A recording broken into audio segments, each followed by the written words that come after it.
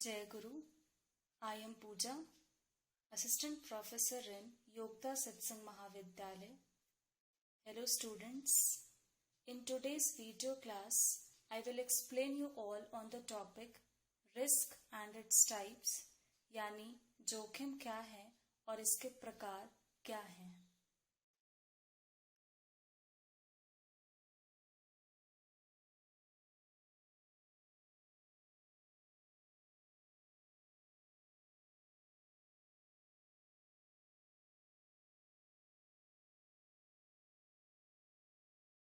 So students, pay attention and try to understand this topic very well.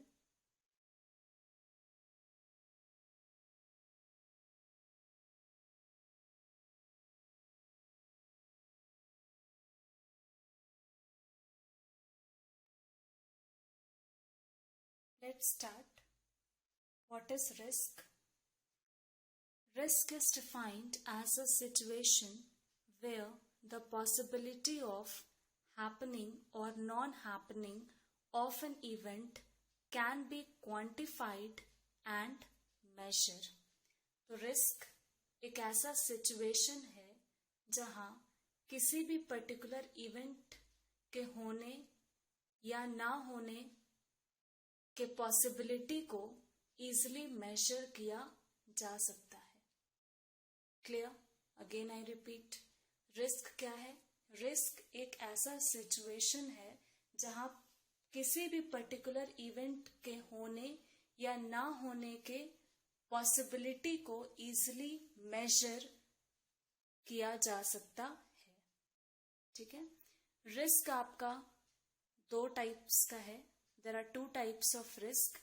पहला है systematic risk और दूसरा है अनसिस्टमैटिक रिस्क. सिस्टमैटिक रिस्क यानी व्यवस्थित जोखिम और अनसिस्टमैटिक रिस्क यानी अव्यवस्थित जोखिम. Before moving on to the explanation, आपको ध्यान रखना है कि रिस्क और अनसर्टेनिटी में डिफरेंस है.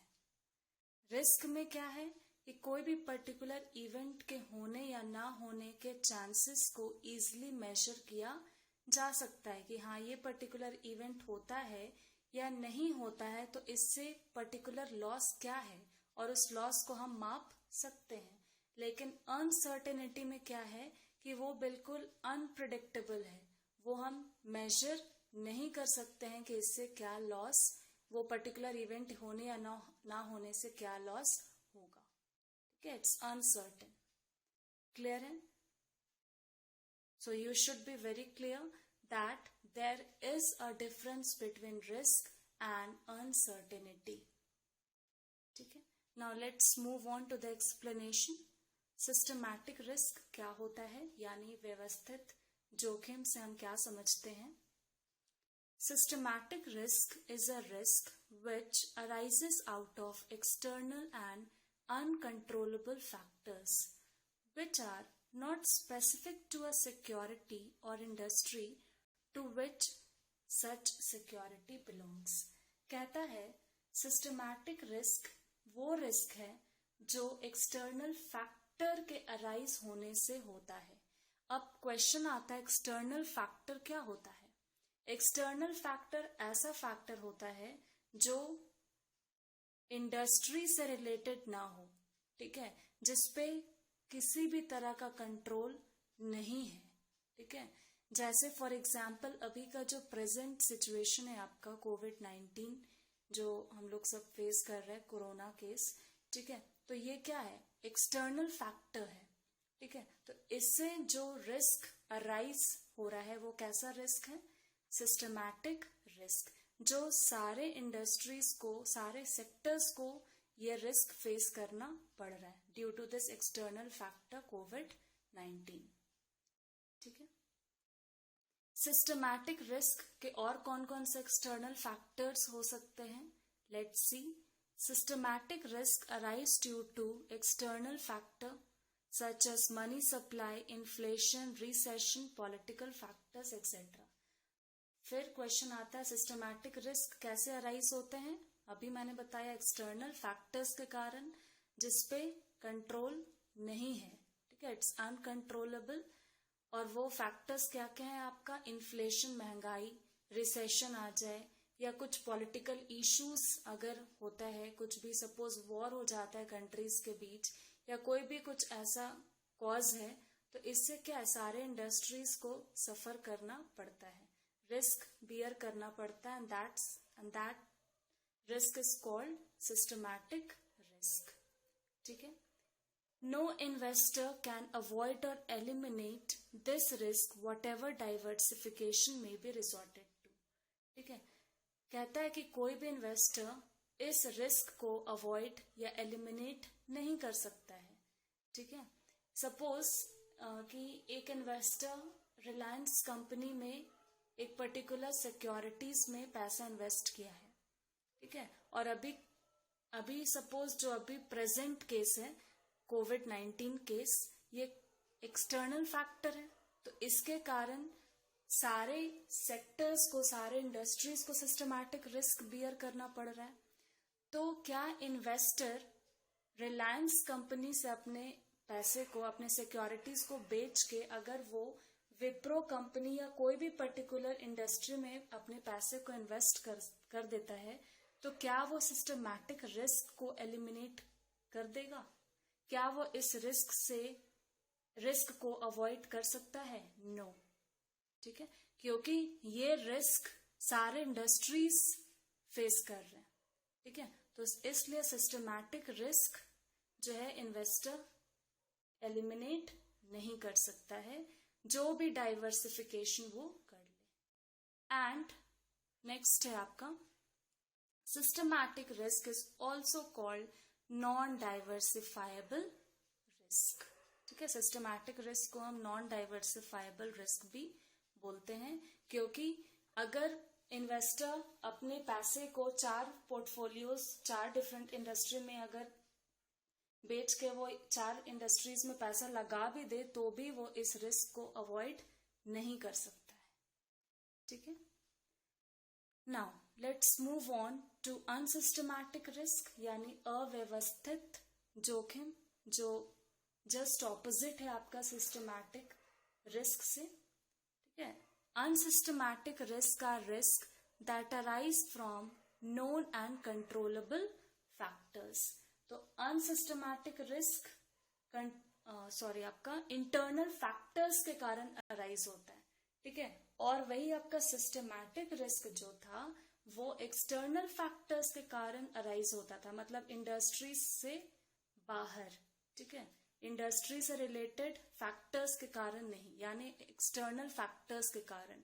और अनसिस्टमैटिक रिस्क जो है वो इंटरनल फैक्टर्स के कारण अराइज होता है, जो उसी पर्टिकुलर इंडस्ट्री को फेस करना पड़ता है, ठीक है। तो ये कंट्रोलेबल होता है, ठीक है, which are related to a particular security और industry। अब इसको एग्जाम्पल से हम समझाते हैं आप लोगों को। देखिए, fluctuation in the price of crude oil will affect that particular industry but not the textile company, ठीक है। पेट्रोलियम कंपनी या क्रूड ऑयल जो है ये कंपनी और टेक्सटाइल कंपनी 2 डिफरेंट इंडस्ट्री है। तो अगर क्रूड ऑयल के प्राइस में कुछ फ्लक्चुएशन आता है, तो क्या वो टेक्सटाइल कंपनी के प्राइस को, उसके कमोडिटीज को अफेक्ट करेगा? नहीं, ठीक है। तो 2 डिफरेंट इंडस्ट्री है और वो इंटरनल फैक्टर के कारण वो क्रूड ऑयल या पेट्रोलियम कंपनी में वो रिस्क अराइज हुआ है, ठीक है, जिस कारण वो दूसरे इंडस्ट्री को अफेक्ट नहीं करेगा। तो इस रिस्क को हम क्या बोलेंगे? Unsystematic risk. नाउ क्वेश्चन आता है कि इन्वेस्टर क्या अनसिस्टमैटिक रिस्क को अवॉइड कर सकता है? बिल्कुल कर सकता है। सपोज अगर विप्रो कंपनी में एक इन्वेस्टर पैसा इन्वेस्ट किया है सिक्योरिटीज पे, और उसके कुछ इंटरनल फैक्टर्स के कारण उस सिक्योरिटीज में, विप्रो कंपनी के सिक्योरिटीज में फ्लक्चुएशन आता है, तो क्या वो बेच के अगर दूसरे कंपनी में अपने पैसे को लगा दे, तो क्या वो उस रिस्क को एलिमिनेट कर सकता है? यस, कर सकता है, ठीक है, क्योंकि वो बस उसी इंडस्ट्री को अफेक्ट करेगा वो risk, that unsystematic risk, clear है? Unsystematic risk is also called specific risk, क्योंकि वो किसी पर्टिकुलर इंडस्ट्री से जुड़ा रहता है, और डाइवर्सिफाइबल रिस्क। डाइवर्सिफाइबल रिस्क क्यों बोले?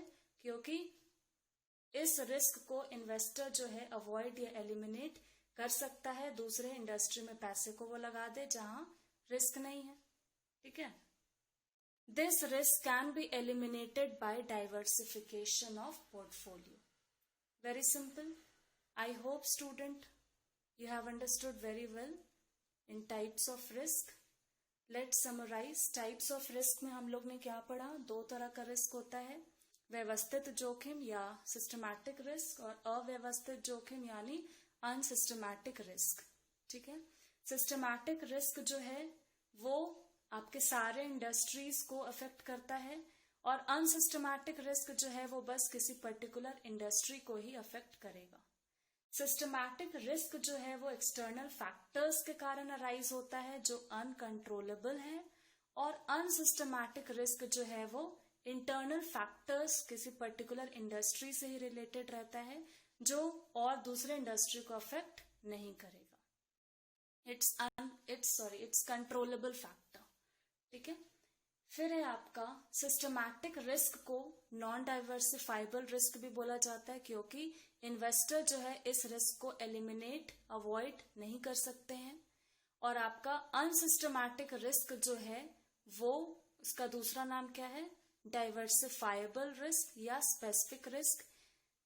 इस रिस्क को इन्वेस्टर एलिमिनेट कर सकते हैं, क्योंकि अगर उस पर्टिकुलर इंडस्ट्री में अनसिस्टमैटिक रिस्क है तो इन्वेस्टर क्या करेगा? अपने सिक्योरिटीज को वहां से बेच के दूसरे इंडस्ट्री में वो लगा देगा, तो इससे वो अपने रिस्क को एलिमिनेट कर लिया। ठीक है? अनसिस्टमैटिक रिस्क को एलिमिनेट कर लिया। क्लियर? अब systematic risk plus unsystematic risk equal to total risk. ठीक है? So I hope student you have understood very well this topic. In next video class, I'll come with new topic of Unit 2. Till then, thank you. Jai Guru.